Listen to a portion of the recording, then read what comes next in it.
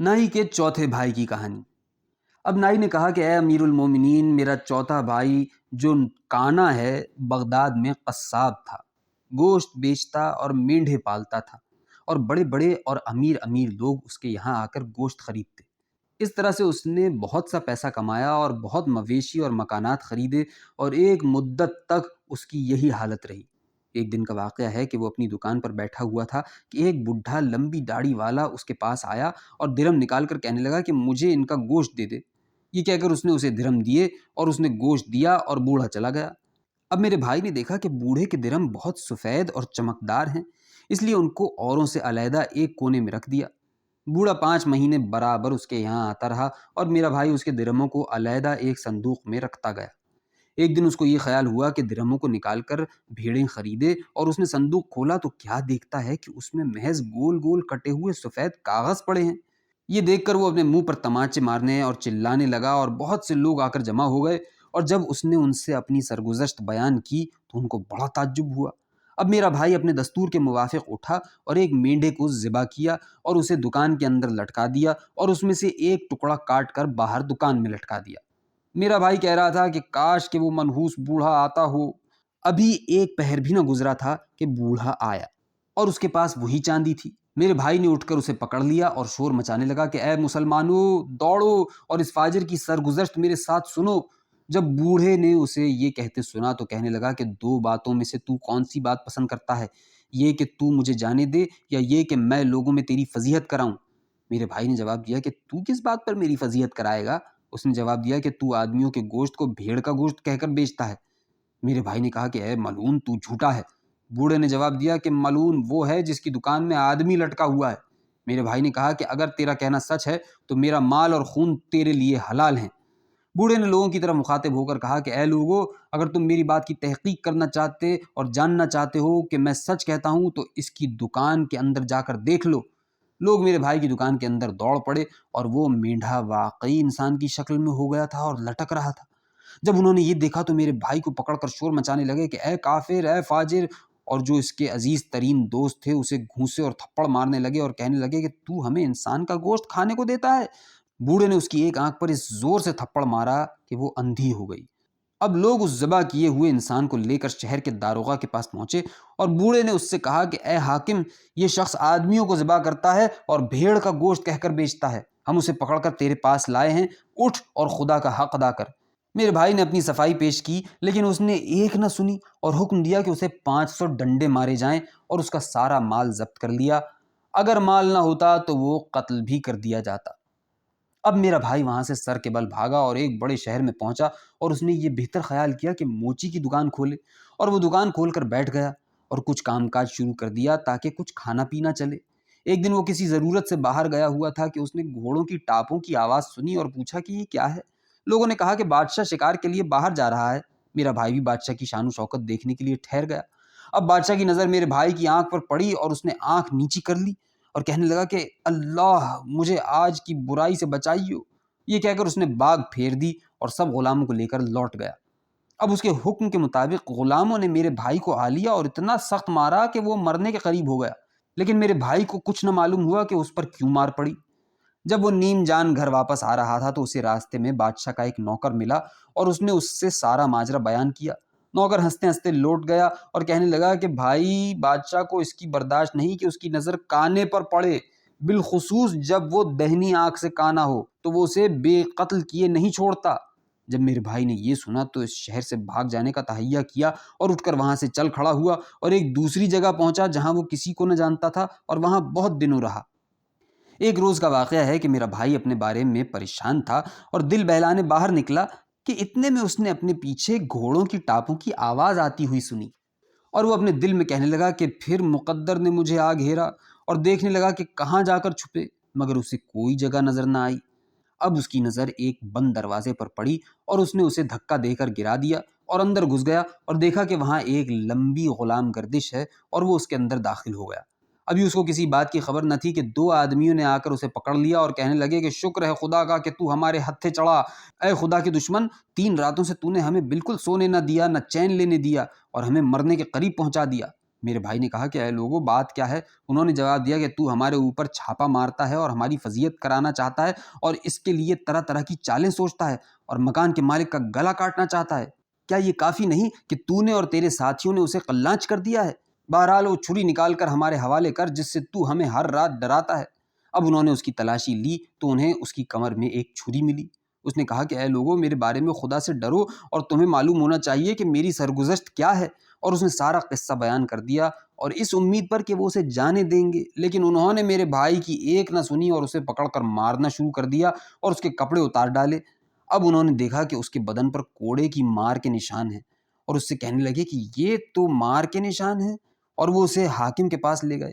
میرا بھائی اپنے دل میں کہتا تھا کہ یہ میرے گناہوں کی سزا ہے اور سوائے خدا کے اور کوئی مجھے نجات نہیں دے سکتا۔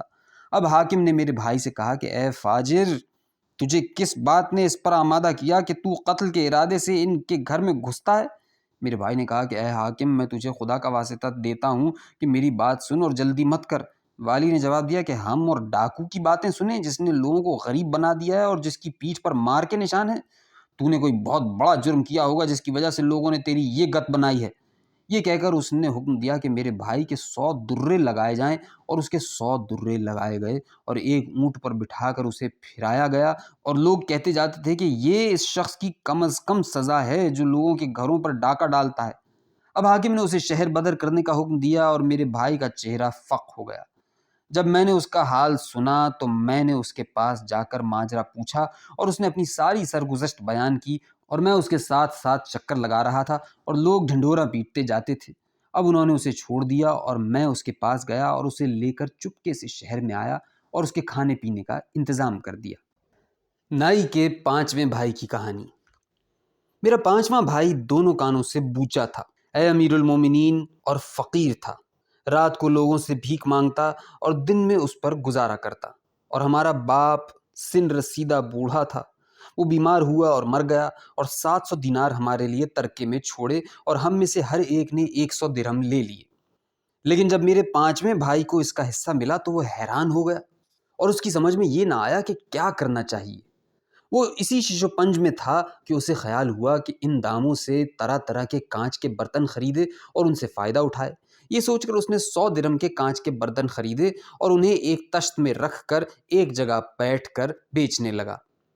اس کے پہلو میں ایک دیوار تھی اور اس سے وہ تکیہ لگا کر بیٹھ گیا اور اپنے دل میں سوچنے لگا کہ ان کانچ کے برتنوں میں میری پونجی 100 درہم کی ہے اور میں ان کو 200 درہم میں بیچوں گا۔ پھر میں 200 درہم کے کانچ کے برتن خریدوں گا اور ان کو 400 درہم میں بیچوں گا۔